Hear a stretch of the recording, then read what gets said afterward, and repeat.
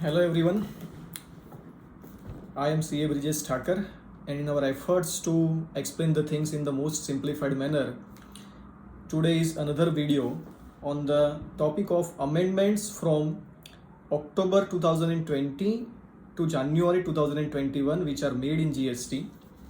Friends, these amendments are made in the form of Finance Act 2020 or certain notifications are issued, rules are changed. So for the sake of simplicity, what I have done is I have divided these amendments into section wise bifurcation. That means I will start with section 16 and it will go up to section 122. In between, wherever the sections or the rules are changed or whatever are the amendments that I am trying to explain in a simplified manner. So let's start, friends. The first amendment is under section 16. There is one rule called rule number 36, sub rule number 4.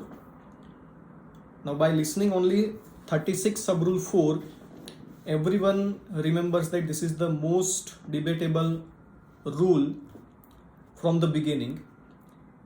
When this particular rule was inserted, they were saying that there will be a limitation to the input tax credit that you can avail in your GSTR 3B on the basis of the invoices reflected on the portal. Earlier, friends, they were saying that when this rule was inserted for the first time, they were saying that whatever are the invoices reflected or whatever are the amount of invoices reflected on the portal, on that you will apply 20%. Maximum that much amounts input tax credit you can avail for the invoices not reflected. Afterwards, another amendment made this 20% made to 10%, and now recently the amendment made which is saying that this 10% will be made 5%. In a simplified way, we can understand with the help of an example. Let's say during the month of January 2021, the amount of invoices reflected in my GSTR 2A or you can say GSTR 2B is 1 lakh rupees. Then maximum ITC I can take for the invoices not reflected on the portal will be limited to 5,000 rupees. So on the ITC of the invoices reflected, that is 1 lakh rupees, I will apply 5%. Maximum this much ITC can be taken for the invoices not reflected. The problem with this particular rule is not only about the non-availment of ITC for the invoices not reflected or the limit they have imposed on the ITC for the invoices not reflected. The problem will be in the accounting. You need to remember which particular invoice you have taken in this 5%, and afterwards whenever the supplier uploads this invoice for which you have taken this ITC provisionally, even if the invoice is not reflected on the portal, afterwards you need to remember that you don't again take this particular ITC. That means the accounting will become complicated because of these things.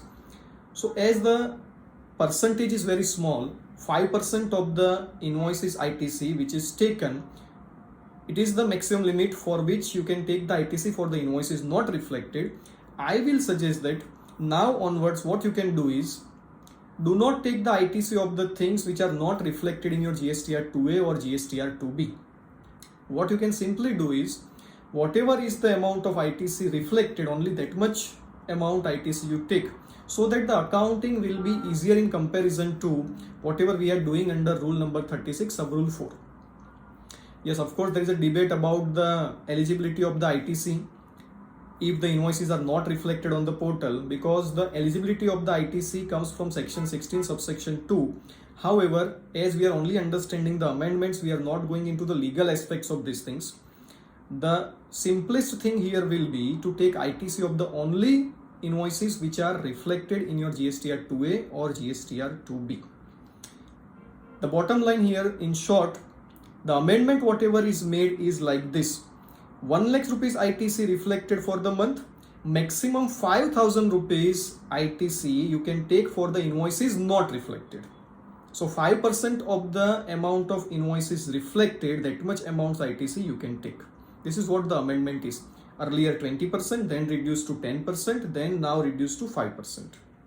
So this is the amendment as far as the input tax credit is concerned. Another amendment is made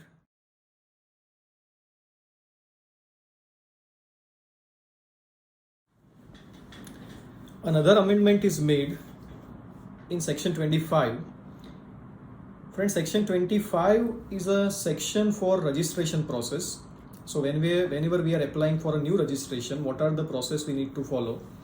In that mainly there are rule number 8 and rule number 9. So they have made amendment in rule number 8 and rule number 9. Basically what they have done is, or what they are trying to do is, they are making the registration process more stringent. So as far as rule number 8 and 9 are concerned, there are additional restrictions which are imposed. There is one sub-rule number 4A, which is inserted to rule number 8, which is talking about the process of registration being more stringent. Aadhaar authentication, photographs, etc. will be verified. They are also saying that this sub-rule will come into force from the date to be notified in future. This is what they are saying. Rule number 9 also amended. There they are saying even if Aadhaar authentication is done in case the commissioner deems it fit, or the an officer not below the rank of assistant commissioner deems it fit on the authorization of the commissioner, still the physical verification of the place of business can be carried out. So here the physical verification of the place of business provision is inserted. This is what they want to do. Further, they are saying that earlier there were 3 working days for the purpose of granting of the registration, otherwise the registration will be deemed as granted. Now these 3 days are increased to 7 days. That means now the officer will be having more time for granting the registration. In case of physical verification, friends, they are saying this limit has been increased to 30 days. So more or less the procedural aspects are changed, where rule number 8 and rule number 9 are amended. Registration process made more stringent. They are saying 30 days in case of physical verification. Physical verification can be done even in case the Aadhaar authentication is done if an officer not below the rank of assistant commissioner on the authorization of the commissioner deems it fit. So this is what they want to do. Registration process slightly changed. Then another very important change is in section 29. This is not by way of only change in the rules. This is by way of change in the section itself by the Finance Act 2020.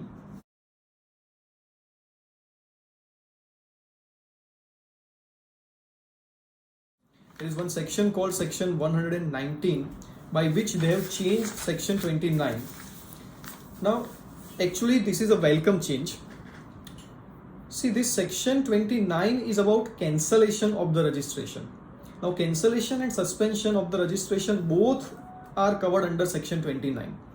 So what they have done, first section 29 1C itself changed. Amendment is made to rule number 21. Amendment also made to rule number 21 capital A. Rule number 21 is about the cancellation issues. Rule number 21 capital A is about the suspension of the registration. So what kind of changes they have made? Earlier section 29 subsection 1 clause C was like this: if a taxable person other than a person registered under subsection 3 of section 25 is no longer liable to be registered under section 22 or section 24, then he can apply for cancellation of the registration. So here they excluded a person who has taken voluntary registration under section 25 subsection 3. That means earlier section 29 1C was saying that if you have taken a voluntary registration under section 25 subsection 3, that means your aggregate turnover is not exceeding the limit specified, that is 20 lakhs rupees or 40 lakhs rupees in case of intrastate supply of goods, and still you have applied for registration, then voluntarily you cannot go for cancellation of the registration. This is what was specified under section 29 1C. Now this 29 1C has been substituted. A new clause C has been inserted. That means earlier clause C removed, a new clause inserted, which is saying like this: if the taxable person is no longer liable to be registered under section 22 or 24 or intends to opt out of the registration voluntarily made under subsection 3 of section 25. So even if you have taken registration voluntarily under 25 subsection 3, you can apply for cancellation of the registration under 29 1C. So 29 1C has been changed. Now let's talk about the changes they have made in the rules. Now these are also the disputed changes they are intending to implement. What kind of changes are made in rule number 21 and 21A? See friends, rule number 21 talks about the circumstances in which the officer can cancel your registration. And what is 21 capital A? Pending the process of cancellation, in certain cases, the registration may be suspended. So if the officer deems fit, he will suspend the registration. If the registration is suspended, pending the proceedings of the cancellation, during that period, certain limitations will be applicable. What kind of changes they have made in rule number 21? In rule number 21, certain cases were specified that in these cases, the registration can be cancelled under rule number 21. This list has been expanded. Now, what kind of expansion they have made in this particular rule? Now they are saying in following cases also, this amendment has been made by notification number 94/2020. If you are availing an input tax credit in violation of the provisions of section 16 or the rules made thereunder, this is fair enough. If I am wrongly availing the ITC, my registration will be liable to be cancelled. Then after, another clause is there which is saying like this: you furnish the details of outward supplies in form GSTR 1 under section 37 for one or more tax periods which is in excess of the outward supplies declared by you in the valid return under section 39. They are saying that the value of the supply or the outward supply in your GSTR 1 is more in comparison to GSTR 3B. Please understand, GSTR 1 is a statement of outward supplies only. You are making the payment of tax by GSTR 3B. So the return by which you are making the payment of tax, in that you have shown lesser amount of sales, and in your GSTR 1 in which you are not making the payment of tax, there the sales value is higher. In this situation, your registration may be liable to be cancelled. Now this is the most disputed clause inserted. The reason is there may be a number of reasons because of which the sales under GSTR 1 is higher than GSTR 3B. It may not be having the intention of evasion of tax. But still, as far as the rule is concerned, this is the rule which is amended, which now says GSTR 1 more than GSTR 3B in one or more tax periods, your registration may be liable to be cancelled. Another thing they have inserted is you are violating rule number 86 capital B. Rule number 86 capital B is a rule under section 49. So when we are verifying the amendments in section 49, at that time I will explain what is rule 86 capital B. But here you need to understand, if you are violating this 86 capital B, still your registration will be liable to be cancelled. So three additional things they inserted for cancellation of the registration. Number one, you are violating section 16, that means you are wrongly availing the input tax credit. Number two, GSTR 1 value is higher than GSTR 3B. In that case, your registration may be liable to be cancelled. And you are violating rule number 86 capital B. Then your registration may be liable to be cancelled. Now let's talk about the changes they have made in rule number 21 capital A. 21 capital A is a rule under section 29 which is talking about the suspension of the registration pending the cancellation. So what they are saying is, if your registration number is liable to be cancelled, first they may suspend it. Then the proceedings of cancellation will be done. And after these particular proceedings, if they find that the number is actually liable to be cancelled, they will cancel, or the suspension will be revoked. This is what they can do. What are the changes they have made in rule number 21 capital A by notification number 94/2020? They are saying like this, that when there are significant differences between GSTR 1 and GSTR 3B, registration shall be suspended. So here also same thing, significant difference between GSTR 1 and GSTR 3B. Further comparisons will also be made between ITC in GSTR 3B and the supply shown by your supplier in GSTR 1. So his GSTR 1 supplies whatever he is showing, and your GSTR 3B's input tax credit. If there is a significant difference, your registration may be suspended in this situation pending the proceedings of the cancellation. Another debatable thing they have done here is they are saying that now onwards there will be no opportunity of being heard that will be provided at the time of suspension of the registration. Please understand, in my opinion, this is not that much harsh provision because suspension is not cancellation. In case of suspension, they are temporarily closing your registration number, and after some proceedings, if they find that there is no problem, or let's say you have made good the problem, in that situation the registration will be activated. So what the earlier rule number 21A was saying, that pending the proceedings of cancellation, the suspension proceedings may be done, or registration may be suspended after providing an opportunity of being heard to the party. But now onwards, what they are saying, for the purpose of suspension, there is no need to provide opportunity of being heard. So directly they can suspend your registration. This doesn't mean that your registration will be cancelled without offering you an opportunity of being heard.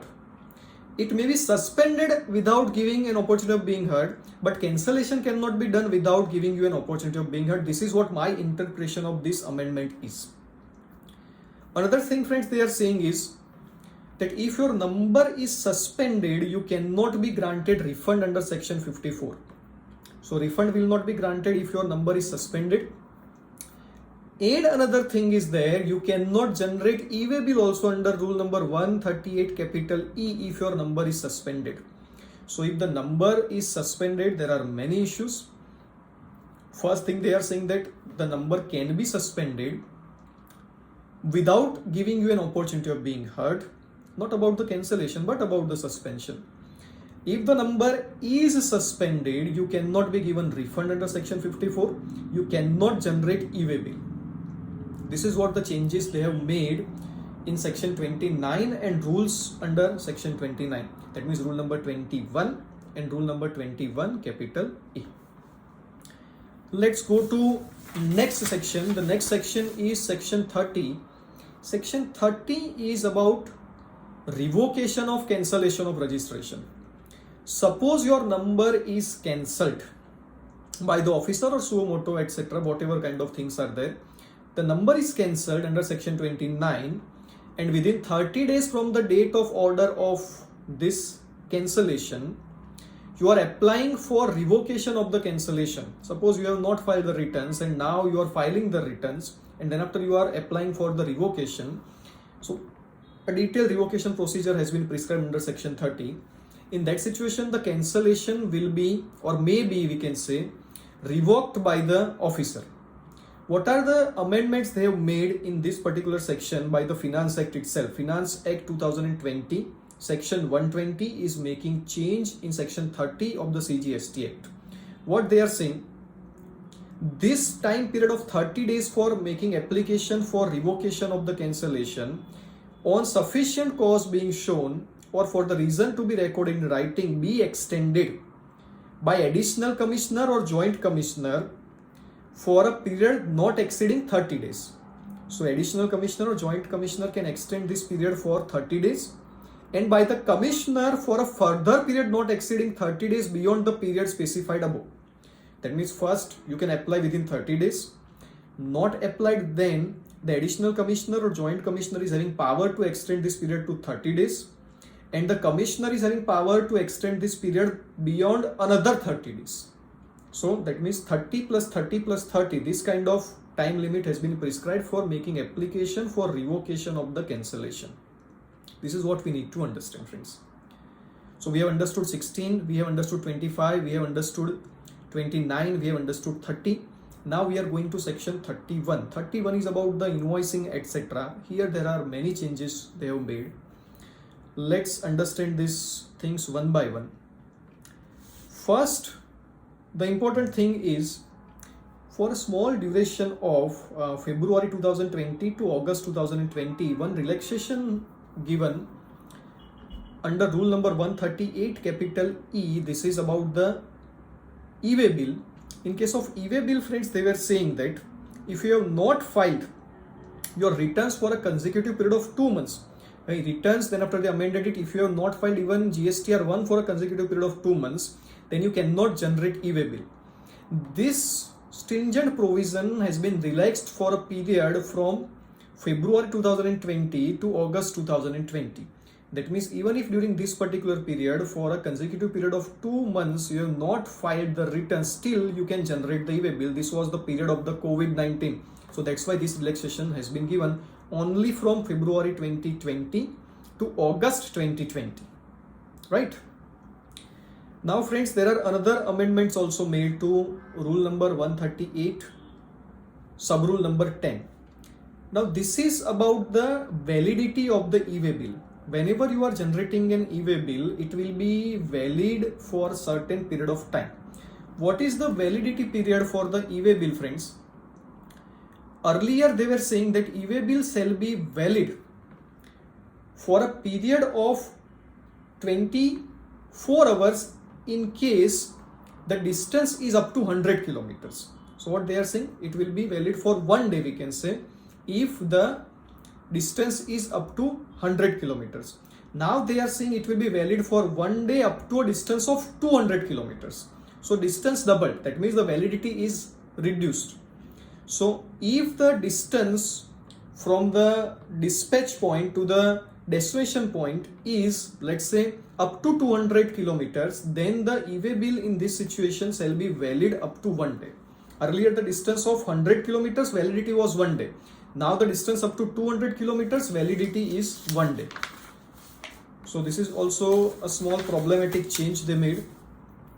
Then friends, as I told you earlier also, that if your registration is suspended under rule number 21 capital A, in that situation you cannot generate e-way bill under rule number 138 capital E.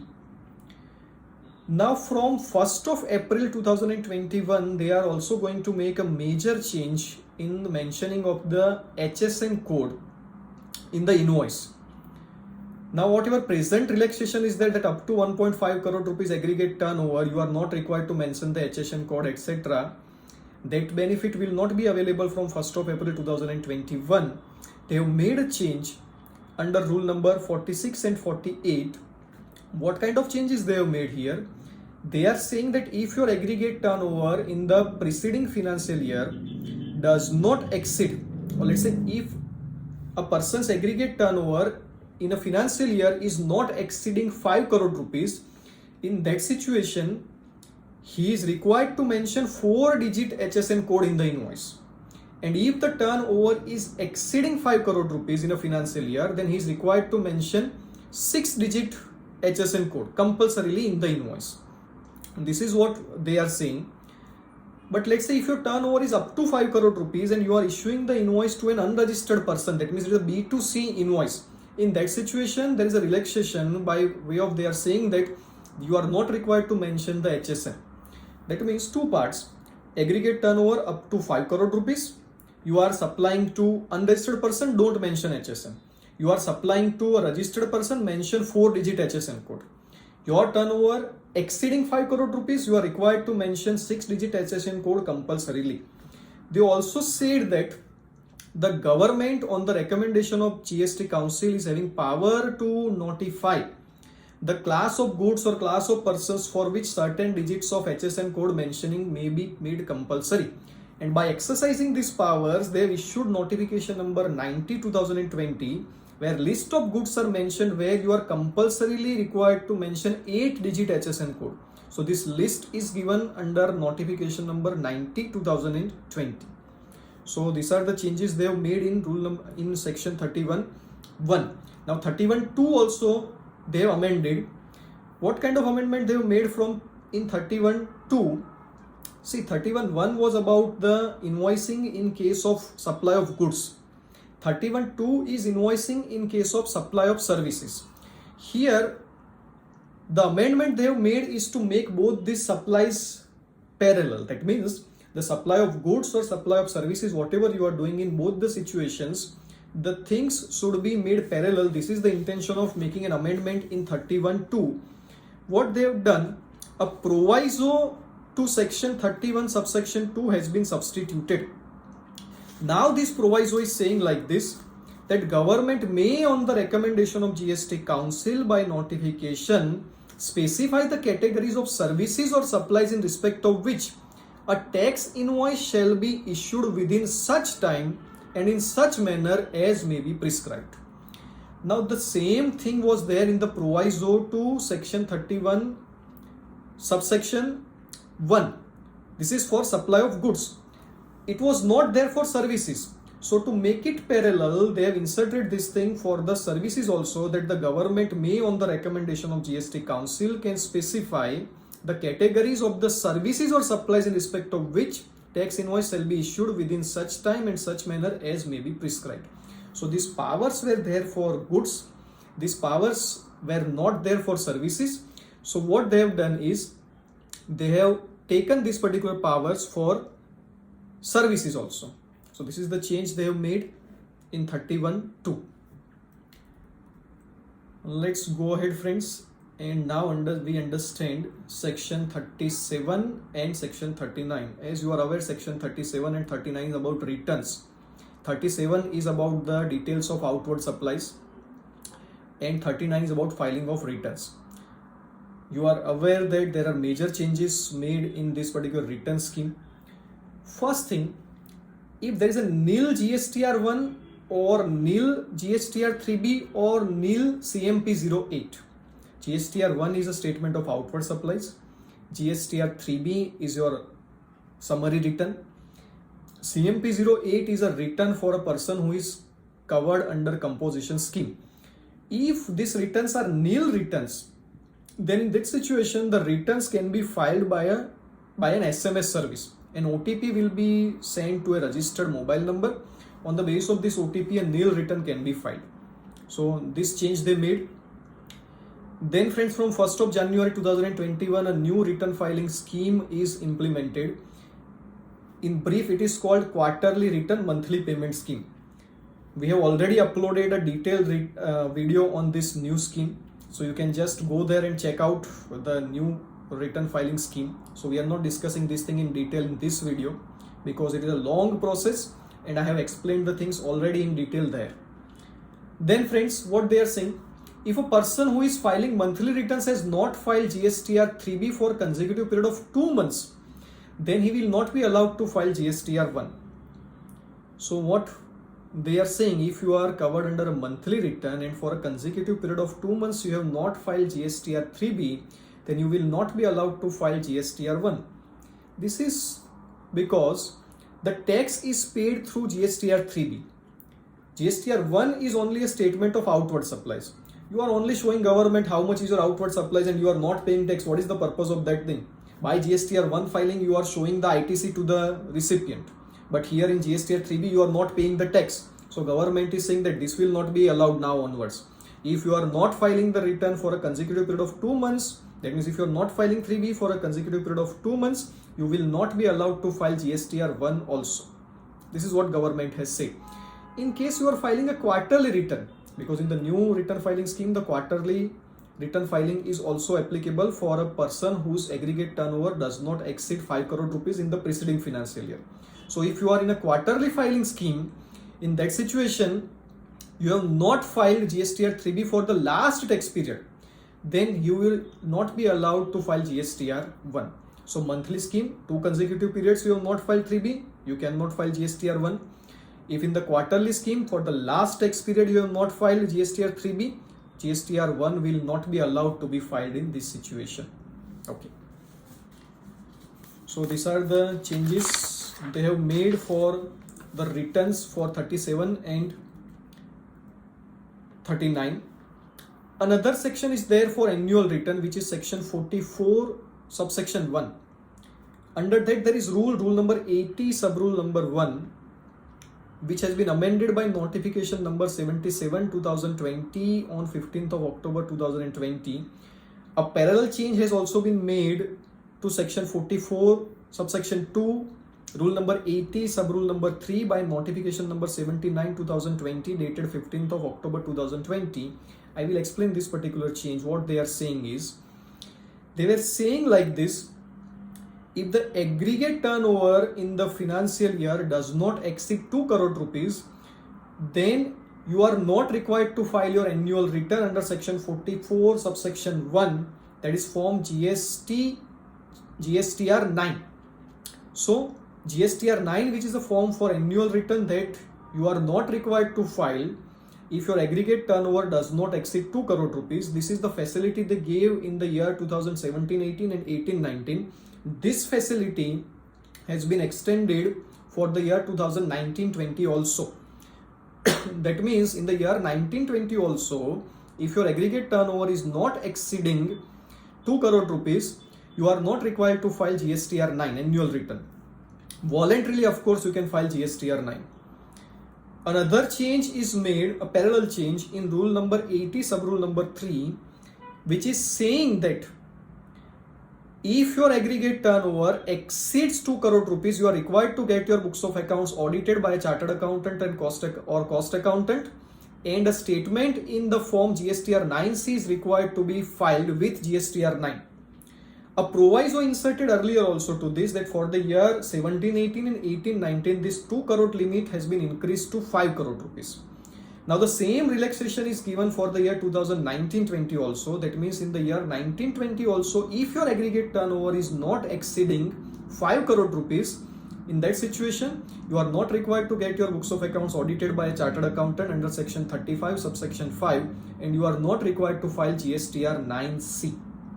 So both the things, whatever were the relaxation for the year 2018-19, these relaxations now continued for the year 2019-20.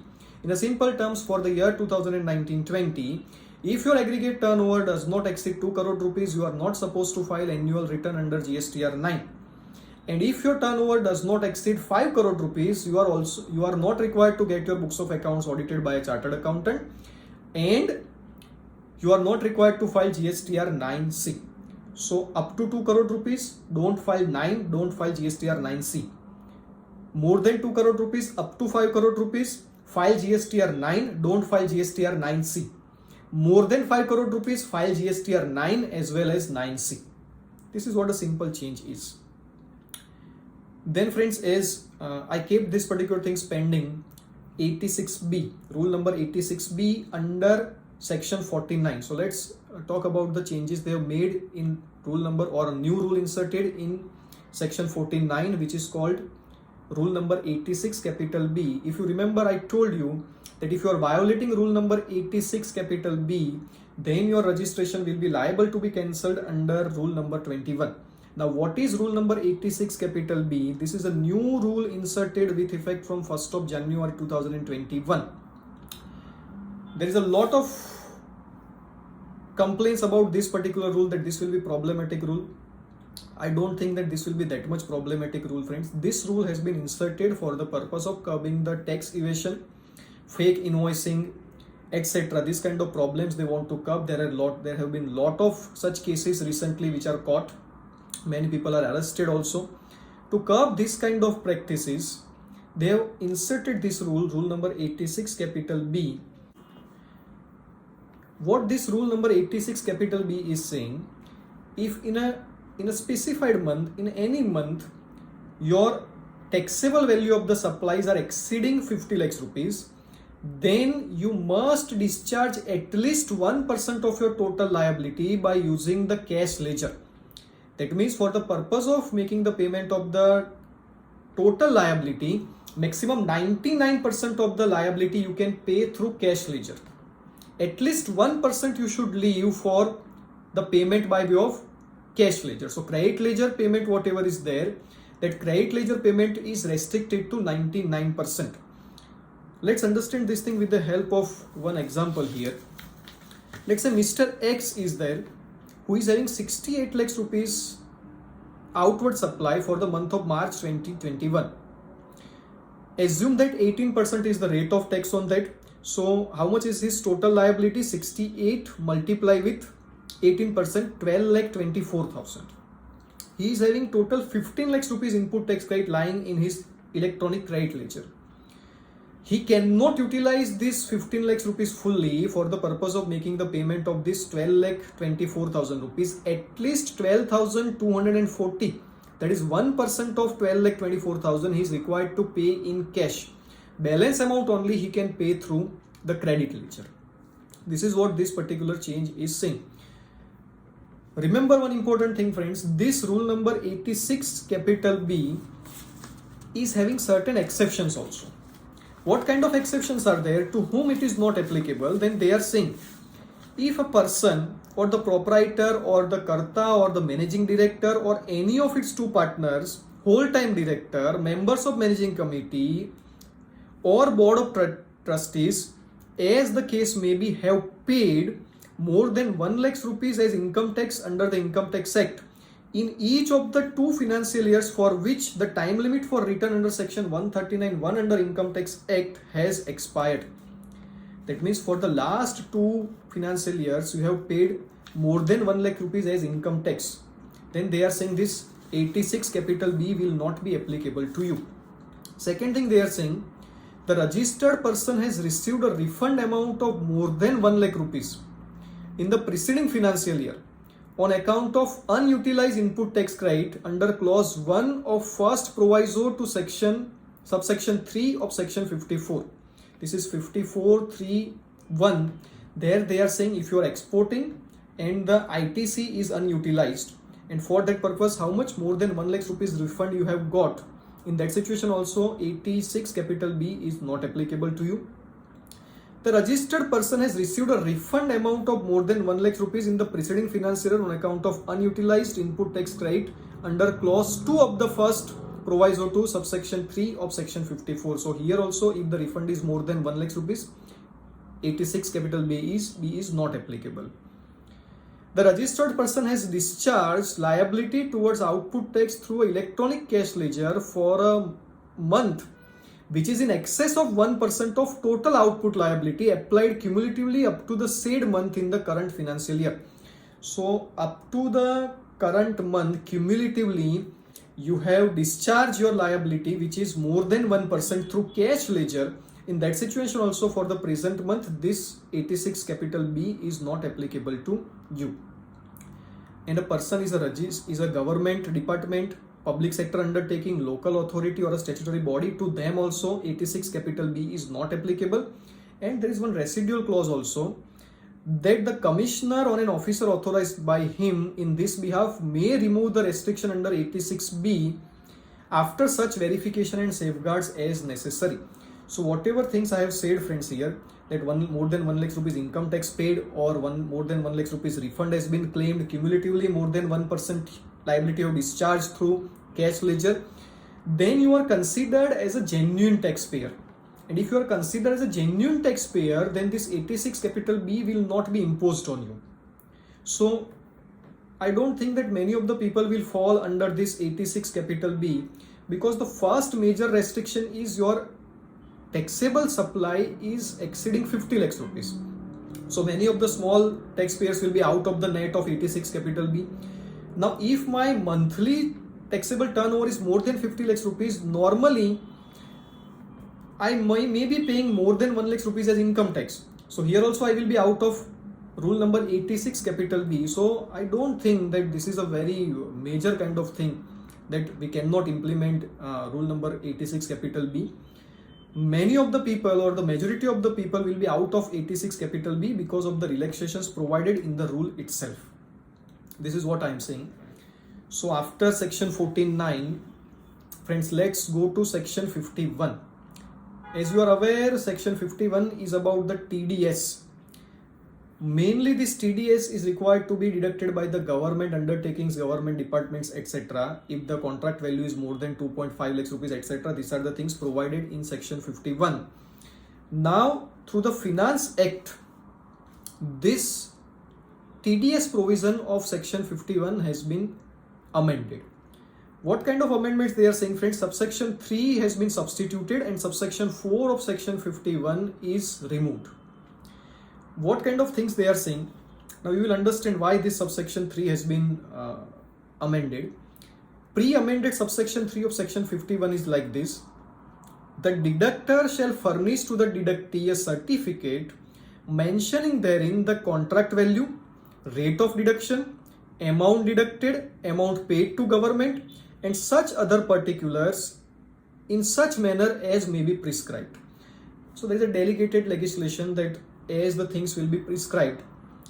Now what are the things required to be mentioned in the certificate? This is the TDS certificate. Then a deductor, normally government, will issue this certificate to deductee, And what they will mention, they are saying they will mention contract value, rate of deduction, amount deducted, amount paid to government, and such other particulars in such manner as may be prescribed. Now, if the format is to be prescribed, what is required to be mentioned in the format, that should be prescribed in the format, not in the act. So that's why this particular subsection has been substituted, and now new subsection says a certificate of tax deduction at source shall be issued in such form and such manner as may be prescribed. So they have removed that contract value, rate of deduction, amount deducted, amount paid to government, etc. should be prescribed. This prescription should be there in the form and not in the law. So that's why this problem has been removed from section 51 subsection 3. Another interesting thing is subsection 4 has been removed.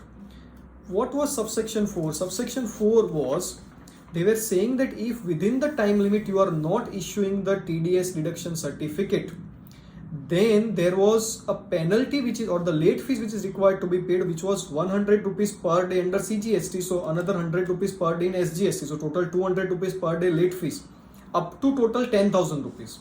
Late fees is required to be paid. Now, just understand this thing, that this TDS is mainly deducted by the government undertakings.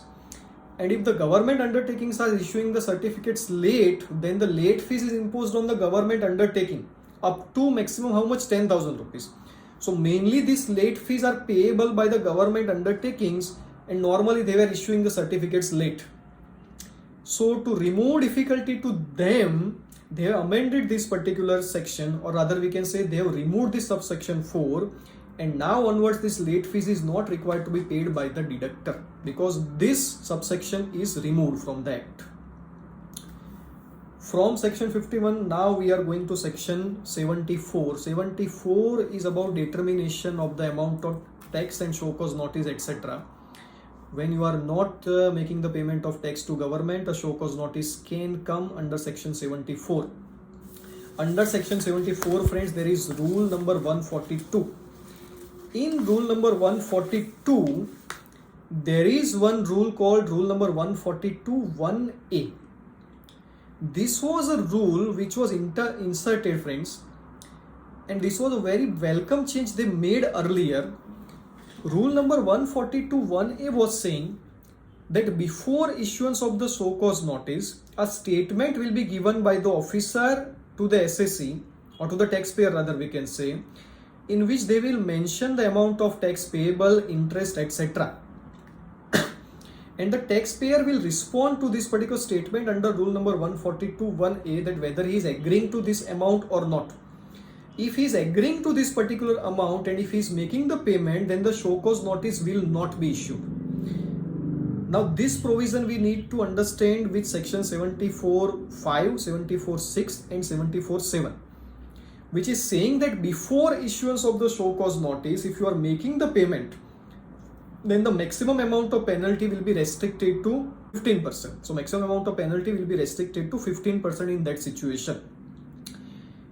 So if before issuance of the show cause notice you are going and making the payment, maximum penalty is how much? 15%. But if afterwards you are making the payment, then the penalty will be 25%, 50%, 100% depending on the time duration during which you are making the payment. Now if the statement under rule number 142 1A is given to me before issuance of the show cause notice, then I am having an option to make the payment of tax before issuance of the show cause notice. And I will be having a benefit of reduction in the penalty, and no show cause notice will be issued to me. A pre-amended rule number 142 1A, which was very much beneficial to the taxpayer, is saying that the officer shall issue this statement to the taxpayer before issuance of the show cause notice. Now they have made amendment to this 142 1A, where they are saying the officer may issue this statement under 142 1A. That means now for the officer it is not mandatory to issue this statement before issuance of the show cause notice. That means he is not duty bound to give you this statement and to give you a chance of making the payment before issuance of the show cause notice. So the benefit of reduction of penalty of 15% that earlier benefit whatever was given, that may not be now available because of the amendment to rule 142(1)(a). Now friends, another change and another important change and the last change in our today's discussion is section 122. 122 is about penalties. There have been, as I said earlier, lot of cases of the fake invoicing and fraudulent transfer of input tax credit, etc. So they inserted a new subsection 1A in section 122, which is imposing some penalties for this kind of activities. What this subsection 1A to section 122 is saying, this is effective from 1st of January 2021. Any person who retains the benefit of transaction covered under clause 1, 2, then after 7 and 9 of subsection 1, and at whose instance such transaction is conducted, shall be liable to a penalty of an amount equivalent to tax evaded or the input tax credit availed or passed on. So whosoever is involved in this fraudulent transfer of input tax credit, that person will be liable to pay a penalty equal to the amount of tax evaded. We need to understand which clauses are covered under this. They are saying 1, 2, 7, 9 of subsection 1. Then which things are covered? Number 1, a person who is supplying any goods or service or both without issuance of an invoice or issues an incorrect invoice with regard to such supply. Number 2, issues any invoice or bill without supply of goods. That means a fraudulent bill. There is no supply, but still bill is issued. We can say fake invoicing. That is also covered. What else is covered? Takes or utilizes input tax credit without actual receipt of the goods or services or both, either fully or partially, in contravention of the provisions of the law. In that situation also this will be applicable. Takes or distributes input tax credit in contravention of section 20 or rules made thereunder. Section 20 is the input service distributor. So if the input service distributor is distributing the credit in violation of section 20, in that situation also this 122(1)(a) penalty of 100% will be applicable. So this penalty clause has been expanded by this amendment to the CGST Act. So friends, these are the main amendments which are made to the GST law.